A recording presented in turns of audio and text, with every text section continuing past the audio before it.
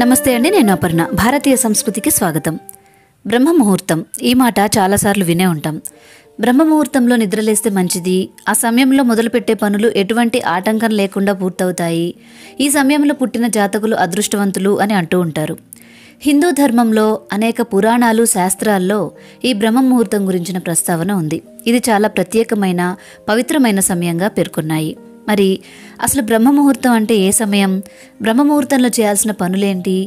ఆ సమయంలో చేసే పనులు సఫలం కావడానికి కారణాలేంటి?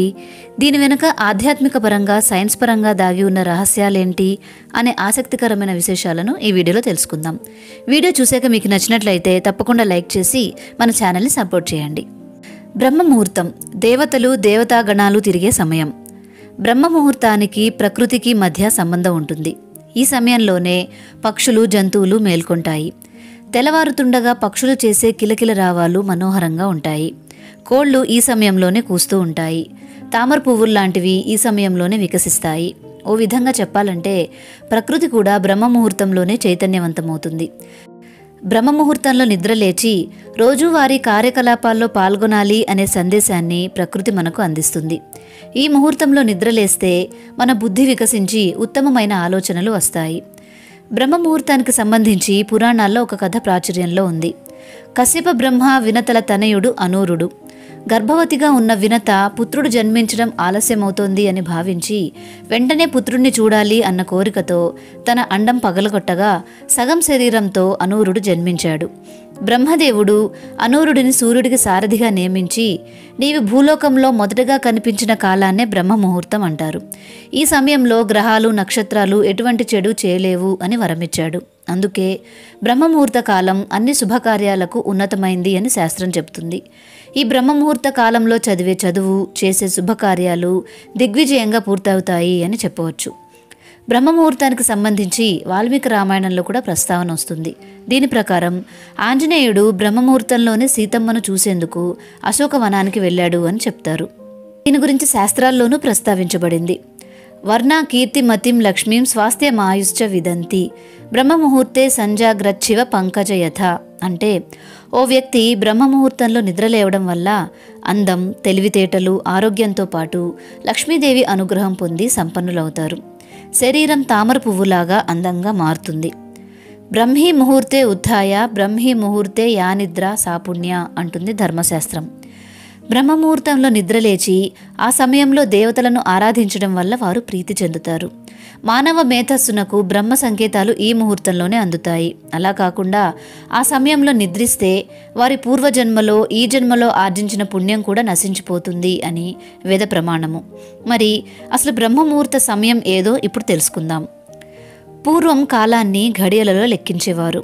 ఒక ఘడియకు మన ప్రస్తుత కాలమానం ప్రకారంగా 24 నిమిషాలు. ఒక ముహూర్తం అనగా 2 ఘడియల కాలం అని అర్థం. అంటే 48 నిమిషాలను ఒక ముహూర్తం అంటారు.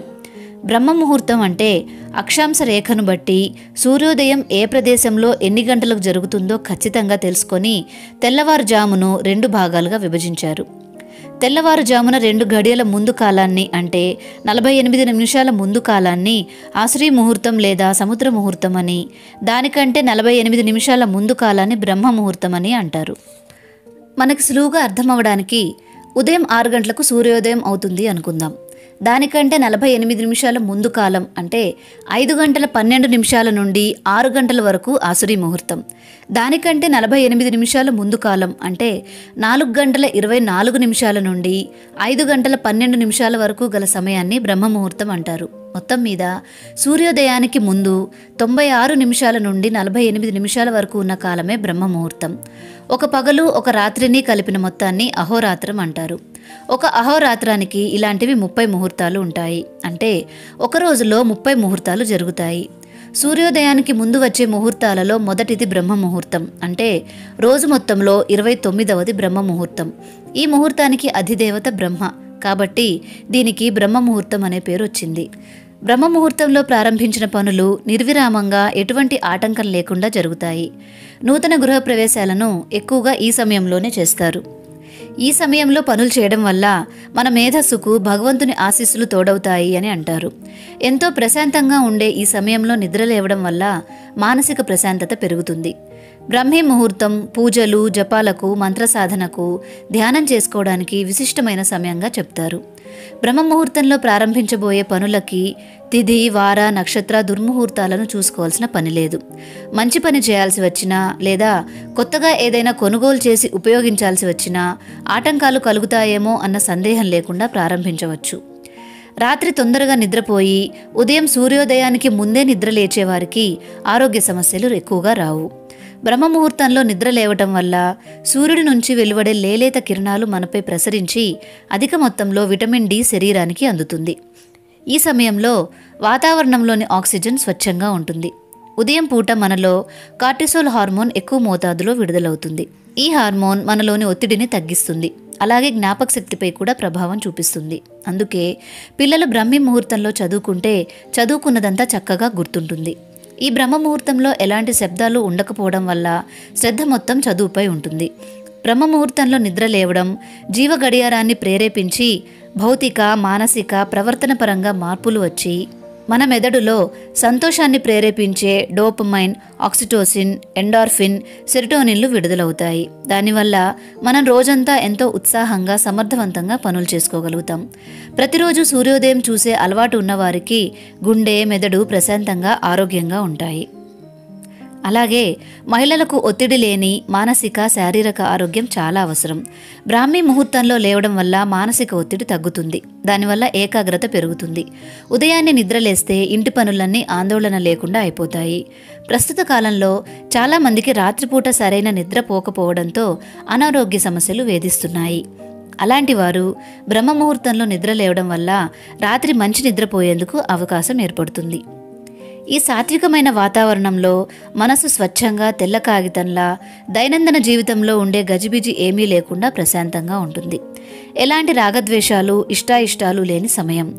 ఆధ్యాత్మిక ఆనందాన్ని చాలా సులువుగా పొందవచ్చు. అందుకే ఆ సమయంలో యోగులు, పరమహంసలు, సన్యాసులు, ఋషులు హిమాలయాలలో ధ్యానంలో ఉంటూ వారి వారి తపశక్తి తరంగాలను ప్రపంచమంతటా ప్రసరింపచేస్తారు. అందువలన ఆ సమయంలో చేసే ధ్యానం మనకు ఆధ్యాత్మికంగా సిద్ధిస్తుంది. ఈ సమయంలో మనం కూడా నిద్రలేచి స్నానం చేసి మనకు కావలసిన పనులు మొదలు పెడితే అవి తప్పనిసరిగా విజయవంతమవుతాయి. స్నానం చేయలేని వారు కనీసం నోరు, చేతులు, కాళ్ళు శుభ్రం చేసుకోవచ్చు అని చెబుతారు. అయితే చాలామంది ఆ సమయంలో నిద్రతో సమయాన్ని వృధా చేస్తూ ఈ శక్తివంతమైన ఆధ్యాత్మిక తరంగాలని నష్టపోతూ ఉంటారు. ఎలాంటి పూజలు, ధ్యానాలు, సాధనలు లేకపోయినా కనీసం బ్రహ్మముహూర్తంలో మేల్కొని ఉండమంటారు మన పెద్దవాళ్ళు. బ్రహ్మముహూర్తంలో చేసే ఓంకార ధ్వని వలన సుషుమ్న నాడి తెరుచుకుంటుంది అని చెప్తారు. అందుకే ఋషులు, యోగులు ఈ సమయంలో బిగ్గరగా ఓంకారం జపిస్తారు. ఎప్పుడైతే మన నాసికా రంధ్రాలలోకి శ్వాస ప్రవహిస్తూ ఉంటుందో వెంటనే సుషుమ్న నాడి పనిచేయడం మొదలవుతుంది.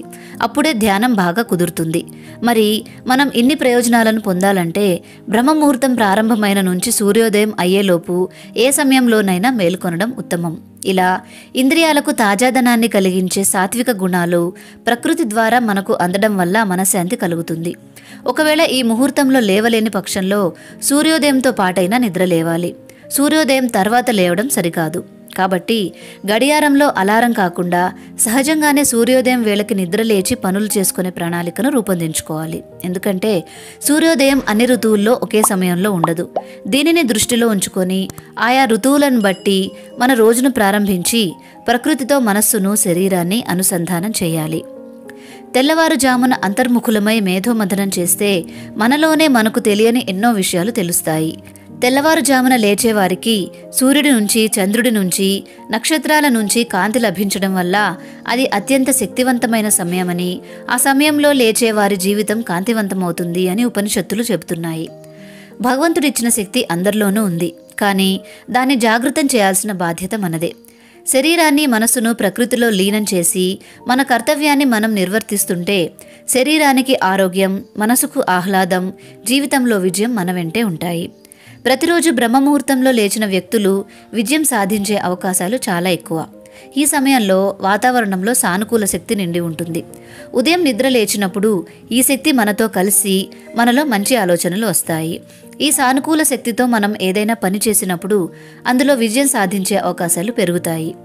స్వశక్తితో జీవితంలో ఉన్నత స్థానాలు అధిరోహించిన మేధావులు, రాజకీయవేత్తలు, కళాకారులు, క్రీడాకారులు, వ్యాపారవేత్తలు అధిక శాతం తెల్లవారుజామున లేచి సాధన చేసిన వారే. తెల్లవారుజామున లేవడం తమ జీవిత ప్రాథమిక సూత్రంగా మలుచుకున్నవారే.